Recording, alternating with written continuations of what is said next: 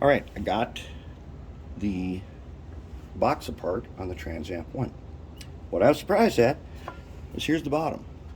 There's nothing to it. Everything is mounted in the top, which I thought it would. I don't know why I thought it would be that way. It should have been obvious, but anyways, it wasn't. How did I get the top off? Okay, what I did, they've got these rivets in here. I took this fiberglass cutoff wheel and I shaved the rivets, and then I took this square file. It's a double cut. It's pretty aggressive, and I filed, and then I got the head of the rivet off. Now the rivets are still in here.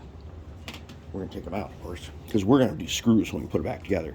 So as you can see, they're, I don't know, they look like they're punched through, because there's a rivet in there, and and then these little things here, this goes on there, and they go into these holes go on the outside. So these guys here, these things here, we don't need them. We can get rid of them because they don't serve any. They don't hold anything together. This goes on the outside of this, so we'll get rid of those, make it smooth, and that'll be where we're going to put screws. So let's look and see what is inside the Transamp one. Now, to get the knob off, see that spring clip? You got to get under there and you got to push up on the clip, and then the knob just slips off. And so I kind of fought with it a little bit until I saw the clip. I just used this little crowbar and did the clip, and it comes right off. It's a half round right here. So actually, you don't fight them to get them off. Get under there and push up the clip, and they'll come right off. And then the potentiometer is in here with these two tabs that are just twisted over. Pretty simple. So let's see what is inside this thing. I haven't tried to see if this works yet. I will try it. Okay, so here's a circuit board for these clips. As you can see, way back when, man, that's a lot of solder on there. That's okay though. This is very simple. If we had to repair anything on here, it'd be really, really easy. Okay, then I think this is the overload light. That bulb, and I don't know for sure. But here are the slider switches. And they are riveted on again. Doggone it. That may or may not matter. We're not going to, I think we're going to keep them.